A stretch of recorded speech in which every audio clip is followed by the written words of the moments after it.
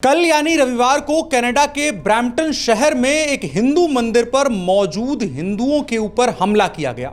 हमला करने वाले लोगों के हाथों में खालिस्तान से जुड़े हुए झंडे थे। वहां पुलिस मौजूद थी, सुरक्षा मौजूद थी, उसके बावजूद वहां पर हिंदुओं को दौड़ा दौड़ा करके पीटा गया। और यह सब कुछ ठीक एक दिन बाद उस घटना के हुआ जिस घटना के दौरान आज तक के इतिहास में भारत और कनाडा के रिश्ते सबसे खराब स्तर पर पहुंच गए, जिसमें कनाडा के द्वारा भारत को दुश्मन नंबर 1 टाइप वाली लिस्ट में शामिल करवा दिया गया। कनाडा की तरफ से आधिकारिक रूप से कहा गया कि भारत उन देशों में शामिल है जो कनाडा के लिए खतरा है। कोई भी देश अपनी सुरक्षा के लिए उन देशों के साथ अपने संबंधों को रीडिफाइन करने की कोशिश करता है ऐसी लिस्ट्स के जरिए जिनसे उसको दिक्कतें होती हैं। लेकिन कनाडा और भारत के बारे में आज तक का इतिहास ऐसा नहीं रहा है। लेकिन जस्टिन ट्रूडो जो अपनी लोकप्रियता के सबसे निचले स्तर पर है, एक समय जब वो वहां चुन करके आए थे तो लोकप्रियता का एक बड़ा उनके साथ गुबार साथ में आया था। लेकिन अब जैसे जैसे कनाडा के चुनाव नजदीक आ रहे हैं, जस्टिन ट्रूडो की लोकप्रियता गिरती जा रही है। और इन तमाम घटनाओं को उसी के प्रकाश में हमको देखना चाहिए और साथ ही देखना चाहिए कि आखिर कनाडा, जहां पर अगर कह लें तो खालिस्तानी या जो पंजाब से गए हुए सिख हैं, जिनमें से कुछ लोग खालिस्तान का समर्थन करते हैं, कुछ लोग सामान्य रूप से रहते हैं, उन लोगों की संख्या इतनी ज्यादा नहीं है कि वो वोट में कुछ बड़ा कंट्रीब्यूट कर सकें। दूसरी तरफ हिंदू भी इतनी बड़ी संख्या में नहीं है कि वो किसी तरह के पॉलिटिकल चीजों को प्रभावित कर सके। तो आखिर कनाडा की धरती पर कनाडा की सरकार के द्वारा कनाडा की पुलिस की निगरानी में यह सब कुछ हो कैसे रहा है, और उन परिस्थितियों में जब भारत और कनाडा के रिश्ते बिगड़ते लगातार जा रहे हैं, उसमें कनाडा सरकार आखिर इन घटनाओं को होने क्यों दे रही है, और असल में क्या टारगेट वहां के हिंदू हैं या फिर असल में टारगेट हिंदुस्तान है। इन तमाम चीजों को समझने की कोशिश करेंगे इस वीडियो में। नमस्कार, मेरा नाम है अनुराग मिश्रा और आप देख रहे हैं शाइनिंग इंडिया। दिवाली की एक लंबी छुट्टी के बाद आप सभी का स्वागत है हमारे चैनल पर। उम्मीद है आप ठीक ठाक होंगे और साथ ही साथ हमारे चैनल पर अब लगातार हमारे साथ बने रहेंगे। आपसे एक अपील, हमारे वीडियो को लाइक करें, चैनल को सब्सक्राइब करें और साथ ही साथ कमेंट बॉक्स में अपनी राय हमारे साथ साझा जरूर करें। तो कल ब्रैम्पटन में हुए हिंदुओं के ऊपर हमले की घटना पर जाएं उससे पहले हमें थोड़ा सा भारत और कनाडा के विवाद के हालिया इतिहास को देखना चाहिए। इन तमाम विवादों की असल में शुरुआत कहां से हुई? असल में शुरुआत होती है निज्जर नाम का एक व्यक्ति जो भारत के विरुद्ध खालिस्तान के मूवमेंट को लगातार एक्टिवेट करके और काम कर रहा था उस पर, और भारत में लगातार हमले करने की साजिश रच रहा था। उसी साजिश के तहत पंजाब के एक सिनेमा घर में उसने हमला करवाया था। 18 सितंबर 2023 को कनाडा की तरफ से निज्जर की हत्या का आरोप भारत की सरकार के ऊपर लगाया गया। यह वो ब्रेक पॉइंट था जहां से भारत और कनाडा के रिश्ते आधिकारिक रूप से खराब होने की तरफ अपने कदम बढ़ा चुके थे। इसके बाद 19 सितंबर 2023 को भारत ने कनाडा के एक सीनियर डिप्लोमेट को भारत से निकाल दिया, कनाडा वापस भेज दिया। यह जवाब था जब निज्जर की हत्या का आरोप भारत पर कनाडा की तरफ से लगाया गया तो कनाडा से एक भारत के डिप्लोमेट को बाहर निकाल दिया गया था। यह घटनाएं लगातार होती रहती हैं। और इसके बाद आ जाता है साल 2024, 23 अक्टूबर साल 2024। कनाडा ने भारत को एक चिट्ठी भेजी। इस चिट्ठी में हाई कमिश्नर संजय वर्मा और एक अन्य डिप्लोमेट को एक मामले में संदिग्ध बताया। कनाडा ने यहां से यह स्टोरी रचनी शुरू करी कि भारत की तरफ से असल में जो भारत की खुफिया एजेंसी है रॉ, उसके द्वारा कनाडा की धरती पर कनाडा मूल के या कनाडा के नागरिक जो अब बन चुके हैं उन खालिस्तानियों के विरुद्ध एक्शन कुछ ऐसा लिया जा रहा है जिस पर कनाडा सरकार की सहमति नहीं है। यहां से आरोप लगना शुरू होता है। उसके बाद आप अमित शाह का नाम उछलता हुआ सुनते हैं, भारत सरकार का नाम उछलता हुआ सुनते हैं और लॉरेंस बिश्नोई और तमाम इस तरह की चीजें आप सुनने को पाते हैं। और इसके बाद क्या होता है? इसके बाद बीते दिनों कनाडा सरकार की तरफ से एक लिस्ट निकाली जाती है। लिस्ट किस चीज की होती है? लिस्ट होती है कि भारत उन तमाम देशों की सूची में रूस और चीन के साथ कनाडा की तरफ से शामिल किया जाता है जिससे कनाडा को खतरा है।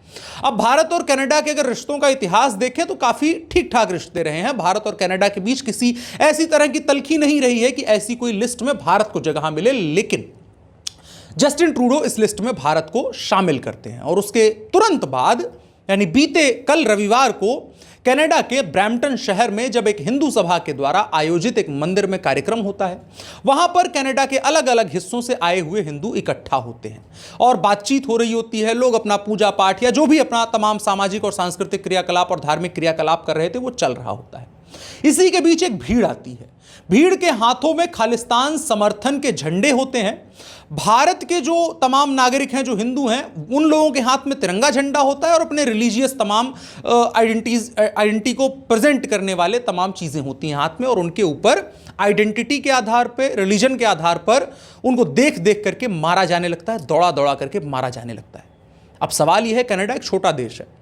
कनाडा में तमाम सुख सुविधाएं, पुलिस की व्यवस्था कहें तो तमाम चीज़ें बेहतर होती हैं, लेकिन इन तमाम परिस्थितियों के बावजूद भी कनाडा की पुलिस उन लोगों को बचाने में नाकाम रहती है।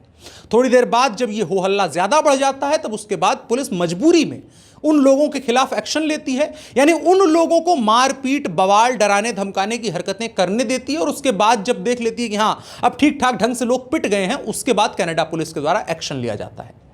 कनाडा के मुखिया, राष्ट्राध्यक्ष जो भी कह लें, जस्टिन ट्रूडो, उनकी तरफ से भी बयान आता है। कहते हैं कि ऐसा नहीं हो सकता है, कनाडा में हर कनाडाई नागरिक को अपने तमाम मौलिक अधिकारों का प्रैक्टिस करने का अधिकार है। लेकिन सवाल ये कि आखिर उन तमाम खालिस्तानियों को पनाह कौन दे रहा है? आखिर सवाल इस चीज को लेकर के कि इतने खुलेआम ढंग से गुंडई करने के लिए जिस मनोबल की आवश्यकता होती है, आखिर वो मनोबल कहां से आ रहा है? और जो सवाल हमने वीडियो के शुरू में कहा था कि क्या ये हिंदुओं के ऊपर हमला है या फिर ये हमला हिंदुस्तान के ऊपर है, इसकी क्रोनोलॉजी को समझना हमारे लिए जरूरी है।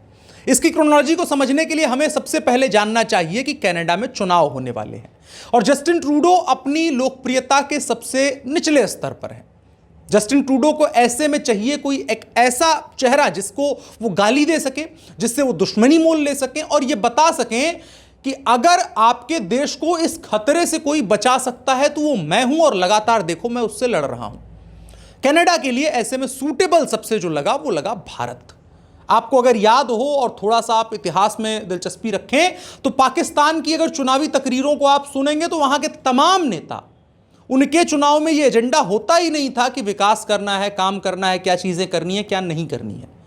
उनके यहाँ का एजेंडा एकमात्र होता था कि हम भारत के खिलाफ कैसे पाव किलो के बम मार देंगे, कश्मीर में किस तरह का हम रेफरेंडम करवा सकते हैं, कश्मीर में किस तरह का बवाल करवा सकते हैं, कश्मीर को किस तरह से हथिया सकते हैं, राजस्थान पर हमला कर सकते हैं, दिल्ली में हम हमला कर सकते हैं। तमाम चीज़ें इस तरह के वादे करते थे वहाँ की पॉलिटिकल पार्टीज, और इसीलिए कई बार पाकिस्तान में टेररिस्ट भी खड़े होकर के पाकिस्तान के नेताओं के साथ चुनावों में प्रचार के लिए जाते थे, ताकि जनता के मन में एक दुश्मन को खड़ा किया जा सके, जिसके विरुद्ध लड़ने के लिए एक नेता की आवश्यकता है, और जो सबसे ज्यादा भारत के खिलाफ जहर उगल सकेगा, जो सबसे ज्यादा भारत के खिलाफ स्टैंड लेता हुआ नजर आएगा, उसको जनता पसंद करेगी, क्योंकि उनके मन में यह बैठा दिया जाएगा कि सबसे बड़ा दुश्मन भारत है और इससे बचना है तो हमको नेता अपना बनाओ, हमको प्रधानमंत्री, राष्ट्रपति बनाओ, हमको विधायक, सांसद बनाओ।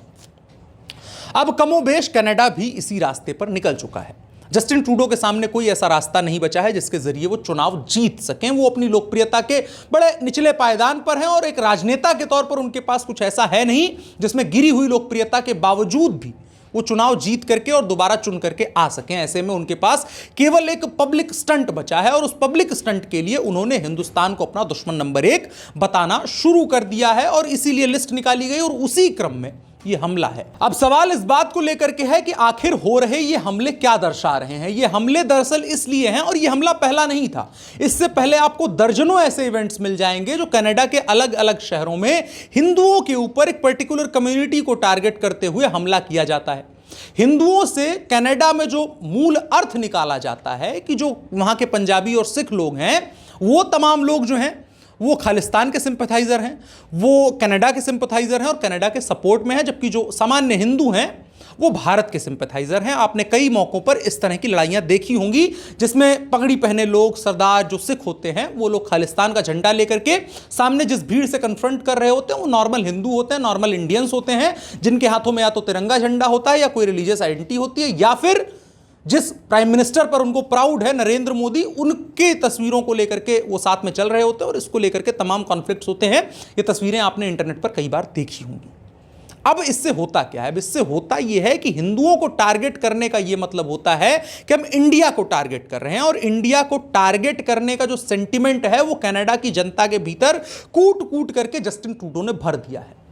लेकिन क्या यह उनका कोई मास्टर स्ट्रोक है जिसके जरिए वो कोई पॉलिटिकल माइलेज ले सकते हैं? तो सबसे पहली बात कि भारत के साथ दुश्मनी लेना कनाडा के लिए किसी भी हालत में, किसी भी स्थिति में बहुत अच्छा कदम नहीं रह सकता है। कनाडा और भारत की हैसियत और परिस्थितियों में जितना अंतर है, उसमें अगर भारत एक पिन भर का अगर एक्शन ले लेगा तो कनाडा के साथ बहुत सारी समस्याएं हो जाएंगी। और कनाडा ने इन तमाम चीज़ों को देखा है और समझा भी है। जैसे पाकिस्तान था, वही कुत्ते वाली हालत होती है कि कुत्ता कमज़ोर होता है, उसको डंडा मारो तो भागता है, और उसको जैसे आप पीछे मुड़ेंगे फिर भौंकता हुआ आपके पास आ जाता है। वही हालत कभी पाकिस्तान की हुआ करती थी, और कमोबेश उसी रास्ते पर अब कनाडा भी चलता हुआ नजर आ रहा है। इसमें दिलचस्प जो चीजें देखनी होंगी, उसमें सबसे जो जरूरी कदम होगा कि भारत की तरफ से क्या एक्शन लिया जाता है इन तमाम चीजों को लेकर के। भारत का जो वहां का उच्चायोग है, उसकी तरफ से यह स्पष्ट रूप से कहा गया है कि यह टारगेटेड हिंसा है, यह टारगेटेड अटैक है, और इसको लेकर के हम लगातार अपनी नजर बनाए हुए हैं और इस पर एक्शन लिया जाएगा। विदेश मंत्रालय भारत का इन तमाम चीज़ों पर क्या करता है, जिसमें भारत से जुड़े हुए लोगों के ऊपर हमले इस तरह के बढ़ रहे हैं लगातार, और स्पेशली अब वो ज़्यादा गंभीर हो जाता है जब कनाडा के द्वारा भारत को दुश्मन नंबर 1 अपना घोषित कर दिया गया है। उसके बाद भारतीय लोगों को, जो अपने आप को भारत से कनेक्टेड पाते हैं, जो उस खालिस्तान मूवमेंट का सपोर्ट नहीं करते हैं, उनके ऊपर जब यह हमला हो रहा है, तब भारत सरकार की जिम्मेदारी बनती है कि उनके साथ खड़ी हो, उनके साथ में जो गलत चीज़ें हो रही हैं उनको लेकर के पूरी दुनिया में आवाज़ उठाए और उनके हित और न्याय के लिए बात करें, जिससे उनके अंदर भी इस तरह का कॉन्फिडेंस आए। क्योंकि बिना रेजिस्टेंस के, बिना किसी तरह का प्रतिरोध दर्ज कराए कोई नतीजा मिलने वाला नहीं है। भारत सरकार को इन तमाम चीज़ों पर अपनी नज़र बनाए रखनी चाहिए, और उम्मीद है, चूंकि विदेश मंत्रालय इस समय एस जयशंकर के हाथ में है, और नरेंद्र मोदी ने जिस तरह की छूट एस जयशंकर को दे रखी है, और जिस तरह से इंडियन इंटरेस्ट में, भारत राष्ट्र के इंटरेस्ट में, हित में जयशंकर और मंत्रालय पूरा काम कर रहा है, उससे हम इस बात की उम्मीद कर सकते हैं कि चीज़ें बहुत बुरी नहीं होंगी। लेकिन राजनीतिक फायदे के लिए जस्टिन ट्रूडो के द्वारा की जाने वाली हरकतें और उन लोगों को दी जाने वाली छूट जो इस तरह की हरकतें कर रहे हैं, यह कनाडा और भारत के सामरिक इतिहास में, आपसी संबंध के इतिहास में सबसे मूर्खतापूर्ण कदम होगा। और चुनावों में जस्टिन ट्रूडो की जो हार लगभग तय है, उसके बाद जो नई सरकार आएगी उसके सामने भी चीजें कठिन होंगी, क्योंकि जिस एंड पे जस्टिन ट्रूडो देश को छोड़ करके जा रहे हैं, रिश्तों को छोड़ करके जा रहे हैं और जाते हुए नजर आ रहे हैं, उसके बाद किसी भी देश के लिए स्विफ्टली ऐसे कह देना कि हाँ बीत गई बातें, बीत गई, अब नए ढंग से हम शुरुआत करते हैं, ये नहीं होगा। क्योंकि पब्लिक के मन में भी वो रेडिकलाइजेशन जो लगातार वो चाह रहे हैं, उन चीज़ों को भरा जा रहा है, और उससे भारत और कनाडा के संबंध लंबे समय के लिए खराब हो सकते हैं। और जस्टिन ट्रूडो सिर्फ चुनाव जीतने के लिए, सिर्फ कुछ छोटे मोटे फायदों के लिए, पॉलिटिकल फायदों के लिए, और कुछ आकाओं को अपने खुश करने के लिए, जिनके डॉलरों पर पूरे देश की इकॉनमी चल रही है, तो जिस भी देश को डॉलर का चस्का लगता है, उसका जो हश्र होता है वो पाकिस्तान, अफगानिस्तान और अन्य मुल्कों ने देखा है। वही हालत कमोबेश कनाडा भी आगे चल करके देखने वाला है। इस पर भी हमारी बातचीत और भी लगातार जारी रखेंगे, और तमाम चीज़ों पर किस तरह के अपडेट्स आ रहे हैं और किस तरह की घटनाएं परिघटनाएं बनती हुई नजर आ रही हैं, इन पर बात करते रहेंगे। फिलहाल के वीडियो में इतना ही। आपकी राय क्या है कमेंट बॉक्स में बता सकते हैं। मेरा नाम अनुराग मिश्रा है, आप शाइनिंग इंडिया देख रहे थे। धन्यवाद।